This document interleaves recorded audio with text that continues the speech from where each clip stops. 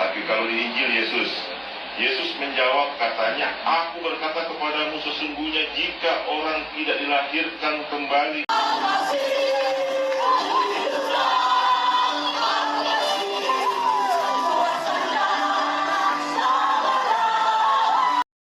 Iya, shalom bagi kita semua dimanapun kita berada saat ini. Kiranya kita semua tetap berada dalam keadaan sehat dan apapun yang merupakan aktivitas kita sepanjang hari ini, kiranya Tuhan Yesus memberkati. Dan kembali berjumpa lagi di channel kita ini, yaitu Zimayan Yasin. Terima kasih buat teman-teman semua dan juga para sahabat yang sudah mendukung perkembangan channel ini dengan setia. Dan kiranya kita tetap menggunakannya untuk menjadi berkat bagi semua orang. Nah teman-teman, pada video kali ini saya membagikan kepada kita semua, di mana saudara-saudara kita yang murtadin, yang mereka berlatar belakang agama Islam, dan kemudian begitu semangatnya mereka untuk mempelajari ayat-ayat Alkitab, dan ada yang mengajarkan kepada mereka tentang ayat-ayat dalam Alkitab, khususnya tentang Yesus Kristus. Dan tidak sampai di situ, mereka juga membuat satu persekutuan, khususnya para murtadin.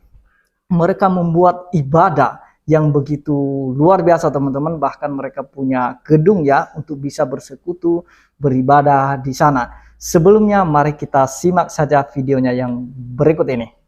Tapi kalau di Injil Yesus menjawab katanya, aku berkata kepadamu sesungguhnya jika orang tidak dilahirkan kembali, ia tidak dapat melihat kerajaan Allah. Kata Nikodemus kepadanya, bagaimana kau mungkin seorang dilahirkan kalau ia sudah tua? Dapatkah ia masuk ke dalam rahim ibunya dan dilahirkan lagi?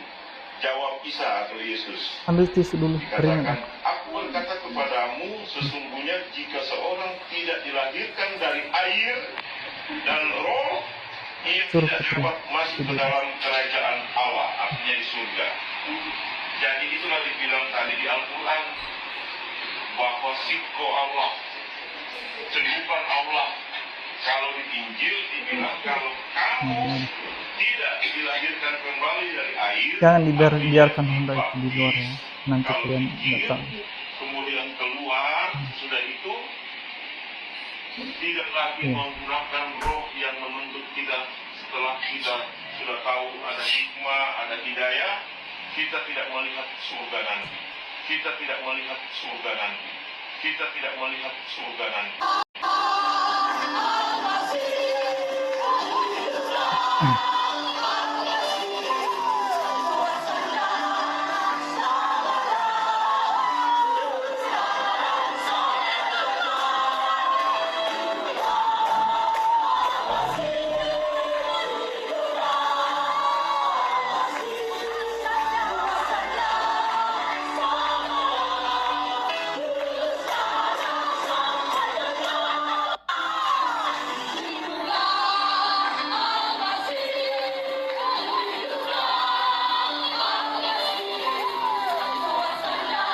Nah, jadi itu dia videonya teman-teman. Kita sudah mendengarkan, kita sudah melihat bagaimana semangatnya mereka, bagaimana berkobar-kobar mereka untuk memuji, memuliakan Tuhan, dan tidak sampai di situ.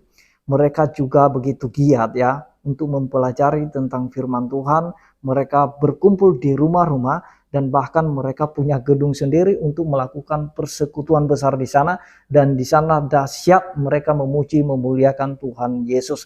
Karena mereka tahu, mereka percaya bahwa hanyalah Tuhan Yesus yang sanggup menyelamatkan mereka dari hukuman dosa mereka. Karena mereka sadar, mereka tahu. Dari mana mereka tahu? Dari Alkitab. Bahwa kalau kita mengandalkan perbuatan kita, mengandalkan kesalehan kita, mengandalkan kebaikan kita, itu tidak mungkin itu membuat kita bisa masuk ke dalam kerajaan Allah. Jadi tidak mungkin, karena firman Tuhan mengatakan bahwa kesalehan kita pun di matanya itu seperti kain kotor. Karena tidak mungkin ada orang yang menjamin dirinya sempurna seperti yang Tuhan sudah tuntut bagi manusia. Karena firman Tuhan berkata bahwa hendaklah kamu kudus sebab aku kudus. Nah, karena kita tidak sanggup untuk hidup kudus, maka harus ada yang mewakili kita dari ketidakkudusan itu.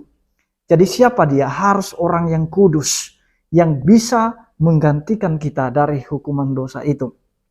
Itulah Yesus Kristus yang telah datang untuk menjadi manusia, dan dia mati di atas kayu salib. Dan sebelum dia mati, sebelum dia menundukkan kepala, dia berkata, sudah selesai. Apa artinya sudah selesai? Bahwa segala perkara dosa manusia yang dulu, sekarang, dan seterusnya itu sudah dibereskan di atas kayu salib. Karena Tuhan Yesus merupakan korban yang sempurna, yang dimana dia mengorbankan dirinya sekali dan berlaku untuk seterusnya. Dan itulah yang dipilih oleh orang-orang yang mengikut Tuhan Yesus. Seperti saudara-saudara kita murtadin tadi.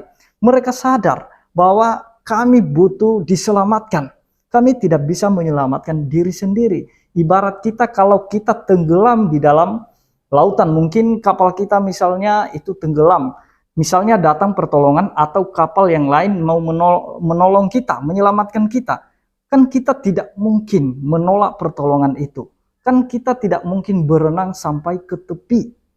Karena kita berada di tengah-tengah lautan, tidak sanggup. Nah, kalau kita berenang, itu yang menggambarkan perbuatan kita berusaha untuk berbuat baik, itu tidak mungkin sampai kepada tujuan. Harus butuh pertolongan. Jadi kita tidak perlu menolak pertolongan itu. Pertolongannya dari mana? Daripada Tuhan. Melalui apa? Melalui Tuhan Yesus Kristus. Dan itu luar biasa teman-teman, sekalipun zaman sekarang begitu banyak yang suka menghina Tuhan Yesus. Mereka berkata bahwa Yesus itu hanya manusia biasa. Bagaimana dia menyelamatkan dirinya sendiri sedangkan dia tidak. Nah, mereka berkata bagaimana dia menyelamatkan manusia sedangkan dirinya sendiri di atas kayu salib saja dia tidak bisa selamatkan. Bagaimana dia menyelamatkan kita?